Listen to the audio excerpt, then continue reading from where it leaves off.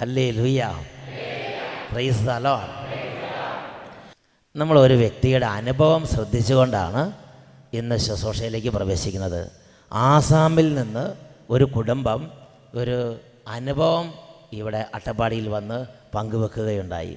അവർ ടെലിവിഷൻ്റെ മുമ്പിലിരുന്ന് അഭിഷേകാഗ്നി കണ്ട് ഉച്ചത്തിൽ ദൈവത്തെ ആരാധിച്ച്, തത്സമയം ദൈവത്തെ ആരാധിച്ചുകൊണ്ടിരുന്ന സമയത്ത് യേശുവിൻ്റെ അത്ഭുത ശക്തി രോഗിയുടെ മേൽ വ്യാപരിച്ച് ചെന്നൈയിലുള്ള അപ്പോളോ ഹോസ്പിറ്റലിൽ 2 വർഷത്തോളം ചികിത്സിച്ച് 30 ലക്ഷം ഉറുപ്പിക മുടക്കിയിട്ടും ചികിത്സയ്ക്ക് സൗഖ്യം കിട്ടാത്ത ഒരു രോഗത്തിൻ്റെ മേൽ ദൈവസ്തുതിപ്പിൻ്റെ സമയത്ത് അത്ഭുത ശക്തി വ്യാപരിച്ചു.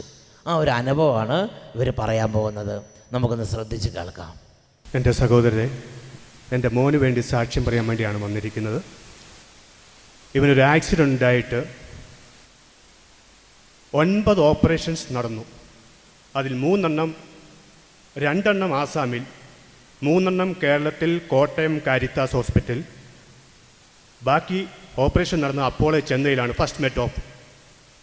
ഈ 3 ഓപ്പറേഷൻ നടന്നിട്ടും 30 ലക്ഷത്തിൽ കൂടുതൽ രൂപ ഞങ്ങൾ മുടക്കിയിട്ടും 2.5 വർഷക്കാലം ഇവൻ കിടപ്പയിൽ തന്നെ കിടക്കുകയായിരുന്നു. ഞാനാണ് എടുത്തുകൊണ്ട് ബാത്റൂമിൽ പോകുന്നതും ബാക്കി കാര്യങ്ങളൊക്കെ നടത്തിക്കൊണ്ടിരുന്നത്. അവസാനം ചെന്നൈയിൽ നിന്ന് ഞങ്ങളെ തിരിച്ചു വിട്ടപ്പോൾ അവർ പറഞ്ഞു, it is known curing ulcer. Means ഇത് എപ്പോൾ ഉണങ്ങും, ഉണങ്ങാതിരിക്കാം, ഒരു പക്ഷേ ഉണങ്ങിയിരിക്കും ഏതെങ്കിലും ഒരു കാലത്ത്. അപ്പോഴാണ് പല പ്രാവശ്യവും എൻ്റെ മദറിലോ പറഞ്ഞിട്ട് പോലും ഞാൻ ഈ അഭിഷേകാഗ്നി പരിപാടി കണ്ടിട്ടില്ല. സത്യം പറഞ്ഞാൽ ഇച്ചിരി വിശ്വാസക്കുറവാണ് നിങ്ങളുടെ കാര്യത്തിലൊക്കെ. പള്ളി പോവുക കാര്യങ്ങളെല്ലാം കൃത്യമായി ചെയ്യുന്നവരാണ്. പിന്നീട് എന്നെ ഒരു സിസ്റ്റർ ഒറീസയിൽ നിന്ന് വിളിച്ചു പറഞ്ഞു, കുഞ്ഞിലെ തൊട്ട് കാണുന്നവനവനെ, സായ്മ എങ്ങനെയെങ്കിലും ആ പ്രോഗ്രാം ഒന്ന് കാണ്, ആ കാല ടിവിയുടെ മുന്നിലോട്ട് വെച്ചിട്ടൊന്ന് പ്രാർത്ഥിക്കും. ആദ്യം 1-2 വർഷമൊക്കെ ഞാൻ പറഞ്ഞു, സിസ്റ്ററെ കാണാം. ഇത് ഞായറാഴ്ച 8:30 ആയതുകൊണ്ട് ഞാൻ അങ്ങ് എസ്കേപ്പ് ചെയ്തു, ഒന്ന് ഒഴിവായി. പിന്നീട് സിസ്റ്റർ അതേ സമയം എന്നെ വിളിച്ചു പറയാൻ തുടങ്ങി ഒറീസയിൽ നിന്ന്, സായ്മ ഇന്നലത്തെ പരിപാടി കണ്ടായിരുന്നോ? ആദ്യം 2 പ്രാവശ്യം കള്ളം പറഞ്ഞു, കണ്ടെന്ന് പറഞ്ഞു. എന്നാൽ ഇന്നലെ ആരാ സാക്ഷ്യം പറഞ്ഞത്? അയ്യോ സോറി സിസ്റ്റർ, ഞാൻ കണ്ടില്ല. എന്നാൽ ഇനി അടുത്ത ആഴ്ച നിങ്ങൾ കാണണമെന്ന് പറഞ്ഞു. അങ്ങനെ കണ്ട് ഞങ്ങൾ ഈ കൊച്ചിൻ്റെ കാല് ടിവിയുടെ മുന്നിലോട്ട് വെച്ചുകൊണ്ട് ഇവിടുന്ന് ഒരു ബ്രദർ പറഞ്ഞു, 21 ദിവസം നിങ്ങൾ കുരിശിൻ്റെ വഴിയും കൂടെ ചെല്ലാൻ പറഞ്ഞു. കൊന്തയിൽ കഴിയുമ്പോൾ ഞങ്ങൾ 21 ദിവസം മുട്ടുമ നിന്നുകൊണ്ട് കുരിശിൻ്റെ വഴി ചെല്ലി. 21ാമത്തെ ദിവസം അത് കംപ്ലീറ്റ് ആക്കി അടഞ്ഞു.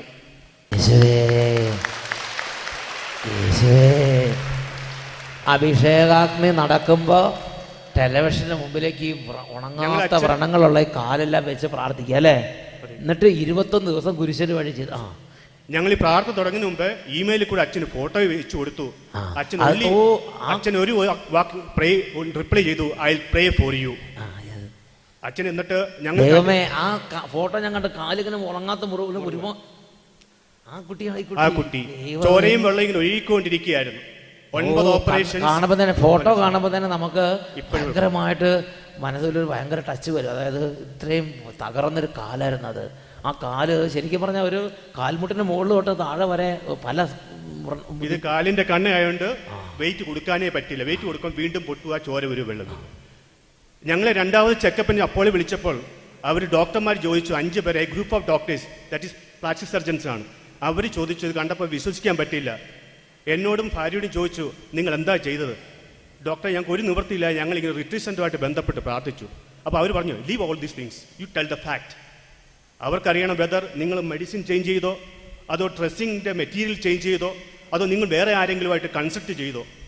ഞങ്ങൾ പറഞ്ഞു, ഒന്നും ചെയ്തിട്ടില്ല സാർ, പ്ലീസ് ഡു ബിലീവ്. അപ്പം ഡോക്ടർ പറഞ്ഞു, നിങ്ങളൊന്ന് പുറത്തോട്ട് മാറി നിന്നേ. അപ്പോൾ ഈ കൊച്ചിനോട് ഈ ഡോക്ടർ 2-3 മണിക്കൂർ, ഈ 3 പേര് ഒരു മണിക്കൂറോളം ചോദിച്ചു, ഉരുട്ട അപ്പുട്ട തിരിച്ചു മറിച്ചു. എന്നിട്ട് 5 മിനിറ്റ് 10 മിനിറ്റ് കഴിയുമ്പോൾ ഡോക്ടർ തിരിച്ചു വന്നിട്ട് പറഞ്ഞു, Simon, really I agree, we have done nothing, it's a miracle. Oh my God. അപ്പോളോയിലെ ഡോക്ടർമാര്, അപ്പോളോ ചെന്നൈ അപ്പോളോയിലെ ഡോക്ടർമാര് ഈ കുട്ടീനെ വിശദമായ വിധം ഇങ്ങനെ കാര്യങ്ങളൊക്കെ ചോദിച്ച് മനസ്സിലാക്കിയിട്ട് അവർ പറഞ്ഞു ഇറ്റ്സ് എ മിറക്കിൾ. ഇന്നലത്തെ അനുഭവം, ഞങ്ങൾ ചെന്നൈ വന്നപ്പോൾ ഡോക്ടർമാർ എല്ലാ ഡോക്യുമെന്റ്സും തിരിച്ചു മേടിച്ചു. ഇത് എങ്ങനെ കരിഞ്ഞു എന്ന് പഠിക്കാൻ വേണ്ടി ആ team they have taken back all the documents. Hallelujah. എല്ലാം തിരിച്ചു മേടിച്ചു. ഇന്നലെ ഞാൻ വീണ്ടും ചെന്നൈയിൽ പോയിരിക്കുകയായിരുന്നു. ഇന്ന് രാത്രി ഫ്ലൈറ്റാണ് തിരിച്ചെത്തി ഇവിടെ.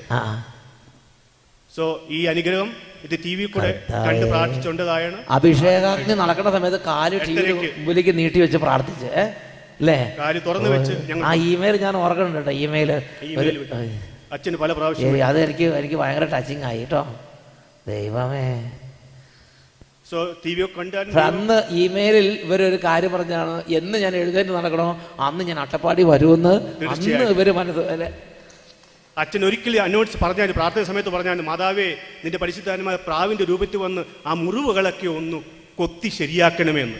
ആ സമയത്ത് കുഞ്ഞവിടെ കിടക്കുകയായിരുന്നു. യേശുവേ, അതേപോലെ താങ്ക് യു ഫോർ എവരിബഡി. യേശുവേ.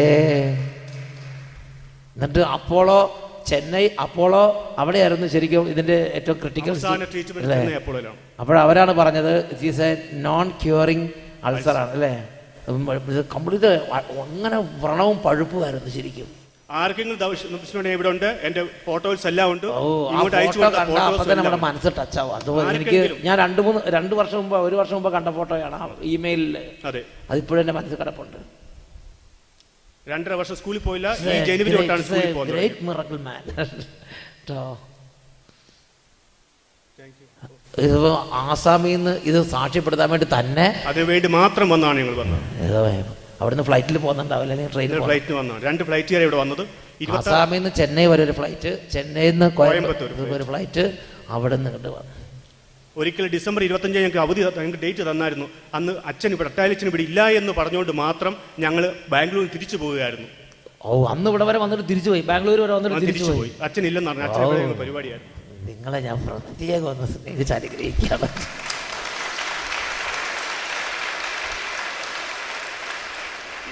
ഞങ്ങൾക്ക് വേണ്ടി പ്രാർത്ഥിച്ച എല്ലാ അച്ഛന്മാർക്കും അനുഗ്രഹിച്ചു. മക്കളെ, പ്രിയപ്പെട്ട ദൈവമക്കളെ, 2.5 വർഷം ഈ കുട്ടി സ്കൂളിൽ പോയിട്ടില്ല. 2.5 വർഷം നീണ്ടു നിന്ന ട്രീറ്റ്മെൻറ്റ് അവസാനം ഒരു പരാജയത്തിലേക്ക് പോയി. അങ്ങനെ ഇരിക്കുമ്പോൾ ഈ കുടുംബത്തിൽ ദൈവം കുറച്ച് വിശ്വാസം കൊടുത്ത്, അങ്ങനെ കുട്ടിയുടെ ഉണങ്ങാത്ത മുറിവ്, ചോര ഒലിക്കുന്ന, നിന്നപ്പോൾ ചോര ഒഴുകും, അതേപോലെ കാല് ബലക്ഷയപ്പെട്ടു. അപ്പോൾ ചോര പൊതിഞ്ഞ് കിടക്കുന്ന കാലിൻ്റെ മുറിവിൻ്റെ കെട്ടെല്ലാം തുറന്ന് ടി വിയുടെ മുമ്പിൽ അങ്ങോട്ട് വെച്ച്, ടി വിയുടെ മുമ്പിൽ ഉറക്കെ സ്തുതിക്കുന്ന സ്തുതിപ്പുകളാണ്. അഭിഷേകാഗ്നിയുടെ സമയത്ത് നമ്മൾ കാണുന്നതാണ്. ഉച്ചത്തിൽ സ്തുതിക്കുന്നു. ആ സമയത്ത് ഈ ടി വിയുടെ മുമ്പിൽ കാലിൻ്റെ മുറിവിൻ്റെ കെട്ടുകളെല്ലാം തുറന്ന് വെച്ച്, ഈ 2 കാലുകളും വെച്ച് കുടുംബം ഒന്നിച്ചിരുന്ന് ടീമിനോട് ചേർന്ന് ഉച്ചത്തിൽ കർത്താവിനെ ആസാമിലെ കുടുംബത്തിലിരുന്ന് ആരാധിച്ചുകൊണ്ടിരുന്നു. ഒരു 21 ദിവസം അങ്ങനെ, അല്ലെങ്കിൽ 21 തവണ അങ്ങനെ ഈ ടെലിവിഷൻ്റെ മുമ്പിലിരുന്ന് ഇങ്ങനെ കർത്താവിനെ ആരാധിച്ച്. Miraculous healing.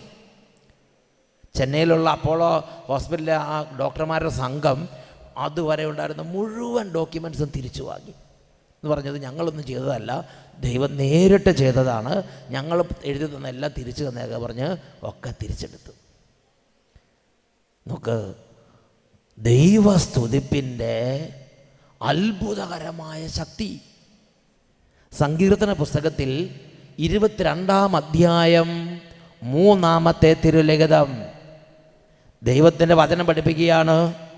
ഇസ്രായേലിൻ്റെ സ്തുതിയുടെ സിംഹാസനത്തിൽ ഉപവിഷ്ടനായിരിക്കുന്നവനെ, അവിടുന്ന് പരിശുദ്ധനാണ്. Praise the Lord, praise the Lord. ദൈവത്തിൻ്റെ പ്രകടമായൊരു അനുഭവം ആഗ്രഹിക്കുന്നുണ്ടെങ്കിൽ അവിടെ നമ്മൾ ചെയ്യാൻ ദൈവവചനം ആവശ്യപ്പെടുന്നൊരു കാര്യമാണ്, ഒരു സ്തുതിയുടെ സിംഹാസനം ഒരുക്കണം.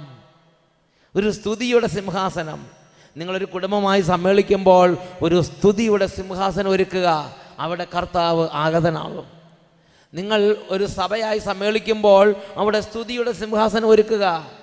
നിങ്ങൾ ശുശ്രൂഷയ്ക്കായി ഒരു പ്രദേശത്ത് സമ്മേളിക്കുമ്പോൾ ഒരു സ്തുതിയുടെ സിംഹാസനം ഒരുക്കുക.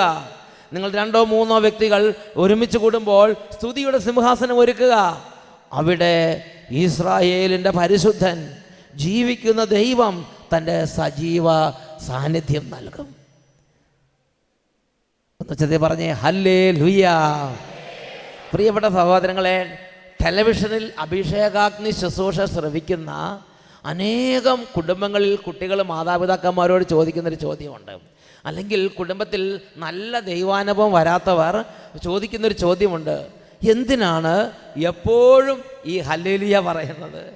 എന്തിനാണ് എപ്പോഴും ഇങ്ങനെ സ്തുതിക്കുന്നത്? എന്തിനാണ് എപ്പോഴും പ്രൈസ് ദി ലോർഡ് എന്ന് പറയുന്നത്? എന്തിനാണ് ഇങ്ങനെ ഉച്ചത്തിൽ സ്തുതിക്കുന്നത്? ഇങ്ങനെ നിരവധിയായ സംശയങ്ങൾ ദൈവമക്കളുടെ ഉള്ളിൽ രൂപപ്പെടുന്നുണ്ട്. എനിക്ക് എൻ്റെ ശുശ്രൂഷയുടെ ആദ്യ കാലഘട്ടം ഇപ്പോൾ ഓർമ്മ വരികയാണ്. 1994 ഞാൻ ശുശ്രൂഷകൾ ആരംഭിക്കുന്നത്. പ്രിയപ്പെട്ട സഹോദരങ്ങളെ, ആ കാലഘട്ടത്തിൽ ഞാൻ ഇങ്ങനെ സ്തുതിപ്പോ പ്രാർത്ഥനയൊന്നും കാര്യമായിട്ട് ഇതുപോലുള്ള ഉച്ചത്തിൽ സ്തുതിപ്പൊന്നും പരിശീലിക്കാത്തൊരു കാലഘട്ടമായിരുന്നു. അപ്പോൾ ഞാൻ കുറേയൊക്കെ പ്രാർത്ഥിക്കും. പക്ഷെ പ്രാർത്ഥിച്ചിട്ടും ദൈവത്തിൻ്റെ ശക്തി പ്രകടമാകുന്നത് എൻ്റെ ശ്രദ്ധയപ്പെടാതെയായി.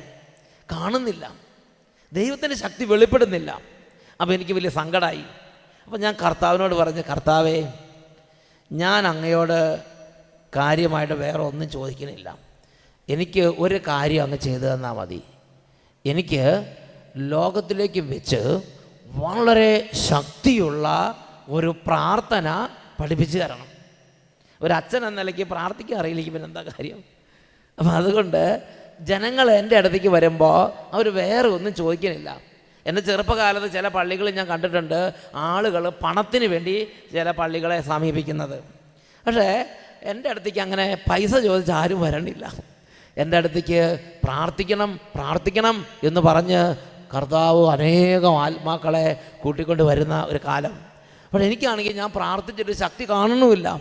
അപ്പോൾ ഞാൻ ദൈവത്തോട് പറഞ്ഞു: കർത്താവേ, ഞാൻ പ്രാർത്ഥിച്ചിട്ട് ശക്തി കാണാത്തതിൻ്റെ ഒരു കാരണം എൻ്റെ പ്രാർത്ഥനയ്ക്ക് ഇത്തിരി ശക്തി കുറവാണെന്ന് എനിക്ക് തോന്നുന്നുണ്ട്. അതുകൊണ്ട് ലോകത്തിലേക്കും വെച്ച് നല്ല ശക്തിയുള്ള ഒരു പ്രാർത്ഥന എന്നെ പഠിപ്പിച്ചു തരണം എന്ന് ഞാൻ കർത്താവിനോട് ചോദിക്കുകയുണ്ടായി. പ്രിയപ്പെട്ട സഹോദരങ്ങളെ, അതിനുശേഷം കർത്താവ് സാവകാശത്തിൽ എന്നെ 2 പവർഫുൾ പ്രയേഴ്സ് പഠിപ്പിച്ചു. അതിലൊന്നാണ് ഹല്ലേലൂയ എന്ന ഒരു വാക്ക്. ഹല്ലേലൂയ 2 പവർഫുൾ പ്രാർത്ഥനകൾ പഠിപ്പിച്ചിട്ടുണ്ട്. ഒരെണ്ണം ഇപ്പോൾ പറയണില്ല, ഒരെണ്ണം പറയാം. ഹല്ലേലൂയ. എനിക്ക് ഈ വാക്ക് കേൾക്കുമ്പോൾ ആദ്യം ഒരു വിലയുണ്ടായിരുന്നില്ല. ഹല്ലേലൂയ എന്ന് പറഞ്ഞാൽ നമ്മൾ ചെറുപ്പത്തിൽ പല തവണ കേട്ടിട്ടുണ്ട് അല്ലേ? അത് ഞാൻ തീരെ വിലയില്ലാത്ത ഒരു വാക്കായി ഞാൻ അങ്ങനെ അവഗണിച്ചിട്ടിരുന്ന ഒരു വിഷയമായിരുന്നു ഹല്ലേലൂയ എന്ന വാക്ക്. എന്നാൽ ദൈവത്തിൻ്റെ ആത്മാവ് പ്രവർത്തിക്കാൻ തുടങ്ങി. ദൈവത്തിൻ്റെ ആത്മാവ് ഈ ശക്തിയുള്ള പ്രാർത്ഥന ഞാൻ ദൈവത്തോട് ചോദിച്ച് അനേകം നാളുകൾ കഴിയുന്നതിന് മുമ്പ് തന്നെ ദൈവത്തിൻ്റെ ആത്മാവ് വിശുദ്ധ ലിഖിതങ്ങളിൽ മാലാഖമാരെ ദൈവം പഠിപ്പിച്ച പ്രാർത്ഥനയെക്കുറിച്ച് ഉൾക്കാഴ്ച തന്നു. അപ്പോൾ എനിക്ക് പരിശുദ്ധാത്മാവ് തന്ന ബോധ്യം ഇങ്ങനെയാണ്: ദൈവത്തിൻ്റെ ഹൃദയത്തിൽ ദൈവത്തിന് ഏറ്റവും ഇഷ്ടമുള്ള പ്രാർത്ഥനകളായിരിക്കും ദൈവം മാലാഖമാരെ പഠിപ്പിക്കുക. കാരണം ദൈവം എപ്പോഴും അത് കേട്ടുകൊണ്ടിരിക്കേണ്ട പ്രാർത്ഥനയാണ്. മാലാഖമാർ സ്വർഗത്തിൽ എപ്പോഴും ദൈവത്തിൻ്റെ സന്നിധിയിൽ ആ പ്രാർത്ഥന പ്രാർത്ഥിച്ചുകൊണ്ടിരിക്കും. അതുകൊണ്ട് ഞാൻ കർത്താവിൻ്റെ സന്നിധിയിൽ ഈ മാലാഖമാരെ ദൈവം പഠിപ്പിച്ച പ്രാർത്ഥന എന്താണെന്ന് അന്വേഷിക്കാൻ എനിക്കൊരു പ്രേരണയുണ്ടായി. അങ്ങനെ അന്വേഷിച്ച് ചെന്നപ്പോഴാണ് വെളിപാടിൻ്റെ പുസ്തകത്തിൽ 19-ാം അധ്യായം 5ഉം 6ഉം വാക്യങ്ങളിൽ ദൈവത്തിൻ്റെ സന്നിധിയിൽ മാലാഖമാർ പ്രാർത്ഥിക്കുന്ന പ്രാർത്ഥന എൻ്റെ ശ്രദ്ധയിൽപ്പെട്ടു. വെളിപാടിൻ്റെ പുസ്തകം 19-ാം അധ്യായം 5ഉം 6ഉം തിരുലിഖിതങ്ങൾ. സിംഹാസനത്തിൽ നിന്ന് ഒരു സ്വരം ഞാൻ കേട്ടു: ദൈവത്തിൻ്റെ ദാസരും അവിടുത്തെ ഭയപ്പെടുന്നവരും ചെറിയവരും വലിയവരുമായ നിങ്ങളെല്ലാവരും നമ്മുടെ ദൈവത്തെ സ്തുതിക്കുവിൻ. പിന്നെ വലിയ ജനക്കൂട്ടത്തിൻ്റെയും പെരുവെള്ളത്തിൻ്റെയും ഗംഭീരമായ ഇടിമുഴക്കത്തിൻ്റെയും ശബ്ദം പോലെയുള്ള ഒരു സ്വരം ഞാൻ കേട്ടു. ജനക്കൂട്ടത്തിന്റെ ആരവം പോലെ, ഗംഭീരമായ ഇടിമുഴക്കം പോലെ. ഹല്ലേലൂയ. ഈ സ്വരമാണ് സ്വർഗത്തിൽ കേട്ടത്. പ്രിയപ്പെട്ട സഹോദരങ്ങളെ, അപ്പം ഞാൻ ചിന്തിച്ചു, ദൈവമേ, ഹല്ലേലൂയ, ഈ ഒരു വാക്ക് ഇത് സ്വർഗസ്ഥനായ പിതാവ് നേരിട്ട് രൂപപ്പെടുത്തിയ വാക്കാണ്. അങ്ങനെ 2 വാക്കുകളാണ് ഞാൻ ബൈബിളിൽ വായിച്ചിട്ടുള്ളത്. ഒന്ന് യേശു എന്ന വാക്ക്, 2 ഹല്ലേലൂയ എന്ന വാക്ക്. അപ്പോൾ സ്വർഗസ്ഥനായ പിതാവിൻ്റെ ഉള്ളിൽ, ഹൃദയത്തിൽ സ്വർഗസ്ഥനായ പിതാവ് രൂപപ്പെടുത്തി, അതിന് ഷേപ്പ് കൊടുത്ത്, അതിന് രൂപഭാവങ്ങളൊക്കെ കൊടുത്ത്, അതിനുശേഷം സ്വർഗസ്ഥനായ പിതാവ് ഈ വാക്ക് മാലാഖമാരെ പഠിപ്പിച്ചു. ഈ വാക്ക് ഇങ്ങനെ ഉച്ചത്തിൽ പറയാൻ പറഞ്ഞു.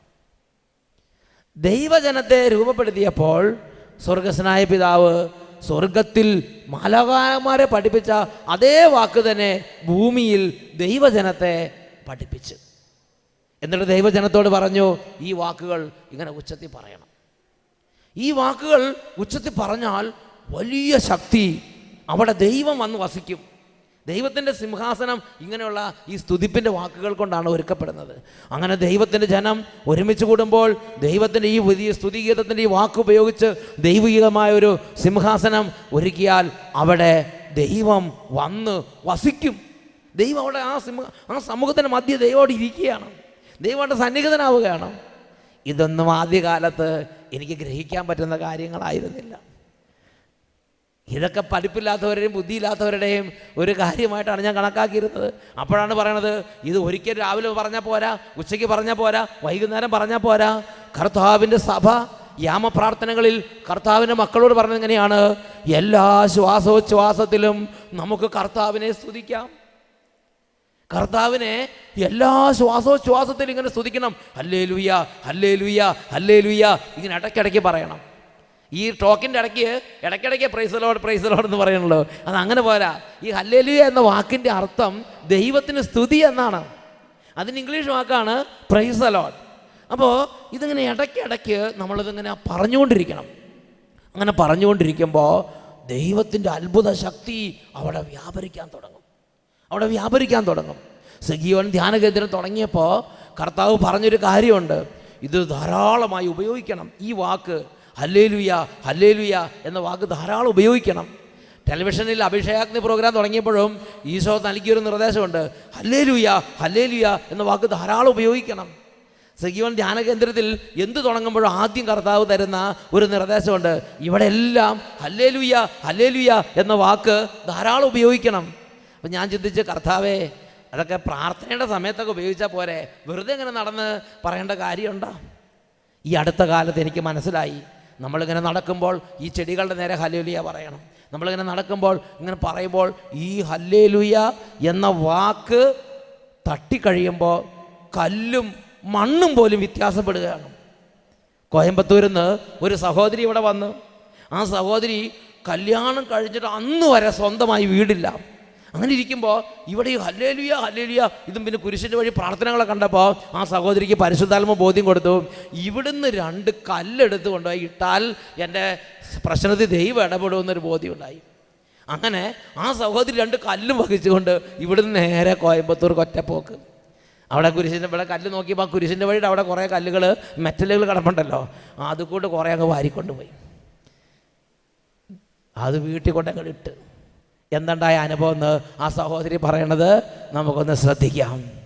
എൻ്റെ പേര് ഷീല, ഞാൻ കോയമ്പത്തൂരിൽ നിന്ന് വരുന്നു. പൂമാർക്കറ്റ് സെൻറ്റ് ജോസഫ് ചർച്ച് ഞങ്ങളുടെ ഇടവക. എൻ്റെ കല്യാണം കഴിഞ്ഞിട്ട് 27 വർഷം കഴിഞ്ഞു. ഇതുവരെ ഞങ്ങൾ സ്വന്തം വീട്ടിലിരുന്നിട്ടില്ല. വാടക വീട്ടിലാണ് ഞങ്ങൾ താമസിച്ച് വന്നിട്ട്. ഞങ്ങൾക്ക് വടവള്ളിയിലൊരു സ്ഥലം കിടക്കുന്നുണ്ട്. ആ സ്ഥലത്തിന് ബാങ്കിൽ നിന്ന് ലോൺ പോലും തരില്ല. അങ്ങനെ ഇരിക്കും ഞങ്ങളിവിടെ എല്ലാ മാസാദി വെള്ളിയാഴ്ച വന്ന് കുരിശിൻ്റെ വഴിക്ക് പോവും, പ്രാർത്ഥിക്കും. ഞങ്ങൾക്കൊരു വീട് ആ സ്ഥലത്ത് തരണമെങ്കിൽ ഞങ്ങൾ ഇവിടെ വന്ന് സാക്ഷി പറയാമെന്ന് ഞാനും എൻ്റെ ഹസ്ബൻഡും വന്ന് ഞങ്ങൾ പ്രാർത്ഥിച്ചിട്ട് പറഞ്ഞിട്ട് പോവും. അങ്ങനെ ഞങ്ങൾ വീട് കെട്ടാൻ തീരുമാനിച്ചു. ഞങ്ങളുടെ കയ്യിൽ 4.5 ലക്ഷം രൂപ ഉണ്ടായിരുന്നു. ആ 4.5 ലക്ഷത്തിന് ഒരു 6 സീറ്റ വീട് പോലും ഞങ്ങൾക്ക് കിട്ടില്ല എന്ന് ഞങ്ങൾക്കറിയാം. അങ്ങനെ ഞങ്ങൾ വീട് കെട്ടാൻ തീരുമാനിച്ച് വീട് കെട്ടാനെല്ലാം ഏൽപ്പിച്ച് കഴിഞ്ഞ് അസ്ഥിവാരം തോണ്ടിയപ്പോൾ കുരിശിൻ്റെ വഴിക്ക് വന്ന് അവിടുന്ന് ഞാൻ കുരിശിൻ്റെ വഴിയുടെ കല്ല് പറക്കിക്കൊണ്ടുപോയി എൻ്റെ വീട് കെട്ടുന്ന അസ്ഥിവാരം തോണ്ടിയ കുഴിയിൽ വീടിന് ചുറ്റും എല്ലാ ഭാഗത്തും ആ കല്ലിട്ടു. ഇപ്പം എനിക്ക് വീട് കിട്ടി. 3 മാസത്തിനുള്ളിൽ ഞങ്ങളുടെ വീട് പണി കഴിഞ്ഞു. 2 ബെഡ്റൂമോടെ കാർ പാർക്കിംഗ് വെച്ച വീട് 18 ലക്ഷം രൂപ എങ്ങനെ വന്നു എന്ന് എനിക്കേ അറിയില്ല. യേശുവിൻ്റെ നാമത്തിൽ പറഞ്ഞ് ഞാൻ ആ കല്ല് എൻ്റെ വീടിന് ചുറ്റും ഇട്ട് ഇപ്പൊ ഇന്ന് കാർ പാർക്കിങ്ങോടെ 2 ബെഡ്റൂമായിട്ട് എനിക്കൊരു വീട് ദൈവം തന്നു. 2 ബെഡ്റൂം വീട്. ഹല്ലേലൂയ. നോക്ക്, 27 വർഷമായിട്ടൊരു വീടിന് വേണ്ടി കണ്ണീരോടെ അമ്പിച്ച് പ്രാർത്ഥിക്കുകയാണ്. കർത്താവേ, ഒരു വീടൊന്ന് തലചേയിക്കാൻ. അങ്ങനെ അവിടെ തന്നെ പൈസ തപ്പിപ്പറിക്കുക നോക്കുമ്പോൾ അവിടെ 4 ലക്ഷം രൂപ ഉണ്ട്.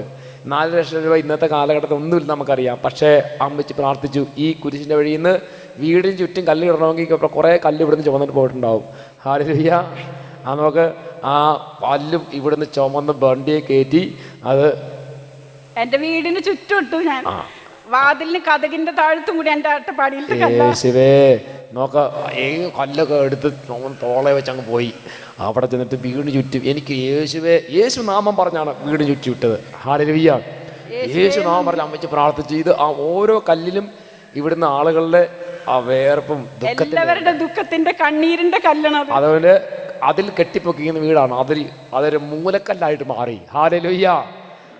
പ്രിയപ്പെട്ട സഹോദരൻ, നോക്ക്, അപ്പോൾ ഈ സ്തുതിപ്പും പ്രാർത്ഥനകളും തട്ടിക്കളക്കുന്ന ഒരു കല്ലുകൊണ്ട് ഇടുമ്പോൾ തന്നെ എത്രയോ വർഷങ്ങളുടെ പ്രശ്നത്തിൻ്റെ മേലാണ് ദൈവശക്തി അങ്ങോട്ട് വ്യാപരിക്കുന്നത്.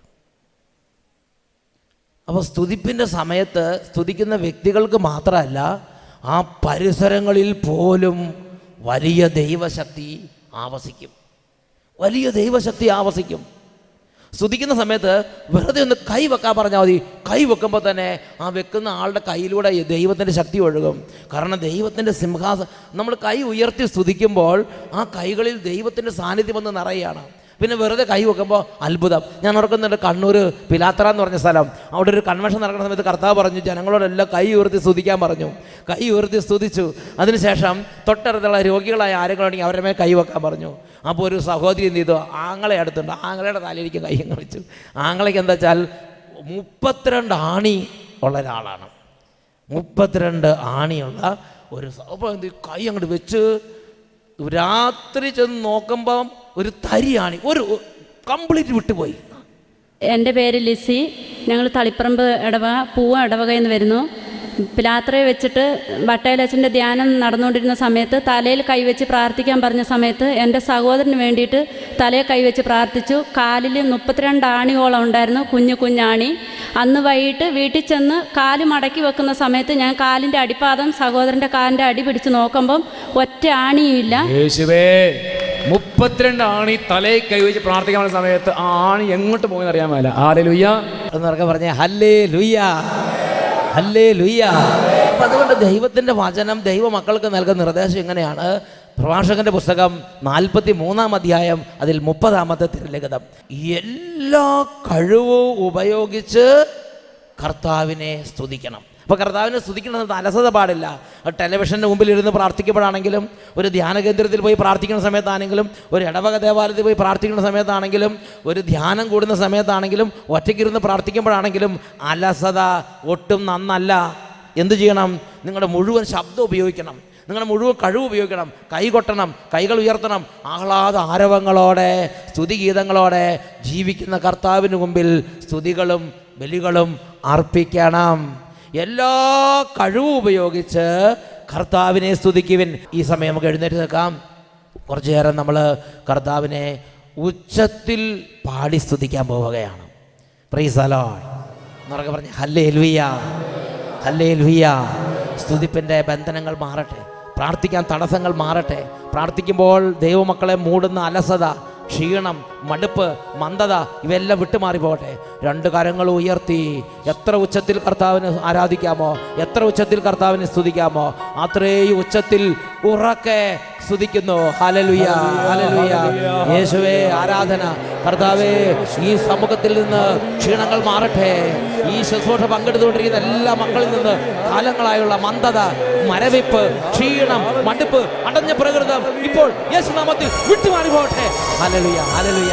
യേശുവേ, യേശുവേ, യേശുവേ, യേശുവേ, യേശുവേ, യേശുവേ. സ്തുതിപ്പിൻ സ്തുതിപ്പിൻ എന്ന് സ്തുതിച്ചിടുവിൻ യേശുരാജാതിരാജാവിനെ. സ്തുതിപ്പിൻ സ്തുതിപ്പിൻ എന്ന് സ്തുതിച്ചിടുവിൻ യേശു രാജാതിരാജാവിനെ. ഈ പാർത്തലത്തിൽ സൃഷ്ടികർത്തനവൻ എൻ്റെ ഉള്ളത്തിൽ വന്നതിനാ. ഈ പാർത്തലത്തിൽ സൃഷ്ടികർത്തനവൻ എൻ്റെ ഉള്ളത്തിൽ വന്നതിനാ. കൈകൾ ഉയർത്തി കൈയടിച്ച് ആനന്ദമേ പരമാനന്ദമേ ഇത് സ്വർഗീയ സന്തോഷമേ. ആനന്ദമേ പരമാനന്ദമേ ഇത് സ്വർഗീയ സന്തോഷമേ. ഈ പാർത്തലത്തിൽ സൃഷ്ടികർത്തനവൻ എൻ്റെ ഉള്ളത്തിൽ വന്നതിനാ. ഈ പാർത്തലത്തിൽ സൃഷ്ടികർത്തനവൻ എൻ്റെ ഉള്ളത്തിൽ വന്നതിനാ. രണ്ട് കരങ്ങൾ ഉയർത്തി ഉച്ചത്തിൽ സ്തുതിക്കുന്നു. Hallelujah, hallelujah. കർത്താവേ സ്തുതിപ്പിന്റെ അഭിഷേകം നൽകണമേ. കർത്താവേ സ്തുതിപ്പിന്റെ അഭിഷേകം നൽകണമേ. യേശുവേ സ്തുതിപ്പിന്റെ അഭിഷേകം കൊണ്ട് ഈ സമൂഹത്തെ നിറയ്ക്കണമേ. ബന്ധിക്കപ്പെടുന്ന ആത്മാക്കൾ വിടുതൽ പ്രാപിക്കട്ടെ. നാവിന്റെ കെട്ടുകൾ അഴിയട്ടെ. ആദരങ്ങളുടെ ബന്ധനങ്ങൾ മാറട്ടെ. എല്ലാ ആദരങ്ങളും ദൈവസ്തുതിപ്പുകൾ നിറയട്ടെ. ദൈവ ആരാധനയുടെ ഹൃദയം നിറയട്ടെ. Hallelujah, hallelujah, hallelujah, hallelujah, hallelujah, hallelujah, hallelujah, hallelujah, hallelujah, hallelujah. യേശുവേ ആരാധന, ആരാധന, ആരാധന, ആരാധന, ആരാധന, ആരാധന, ആരാധന. യേശുവേ, യേശുവേ. Hallelujah, hallelujah, hallelujah. യേശുവേ ആരാധന, യേശുവേ ആരാധന, യേശുവേ ആരാധന.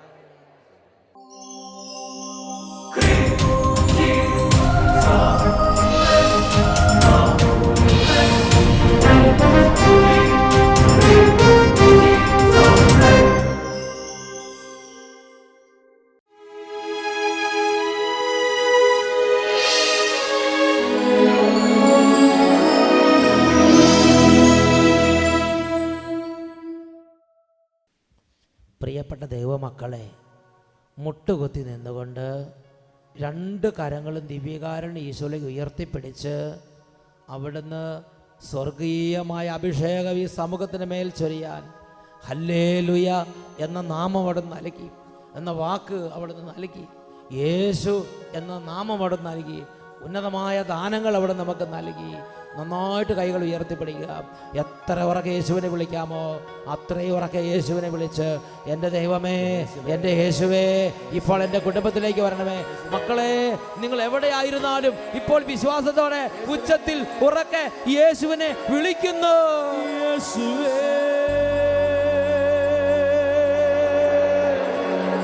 യേശുവേ,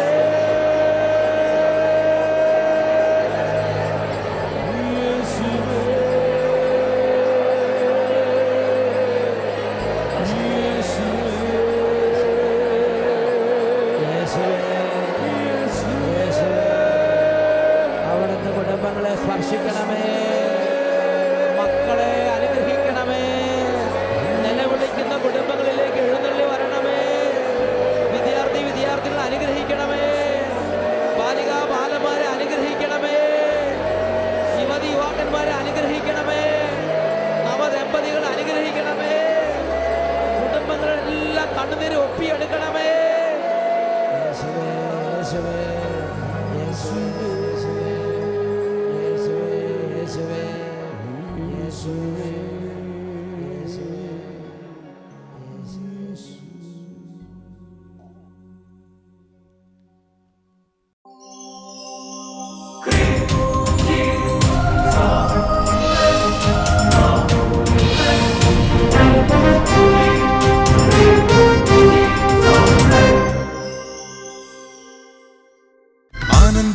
ആനന്ദമുണ്ട്, എനിക്കാത്മാവിൽ ആനന്ദമുണ്ട്.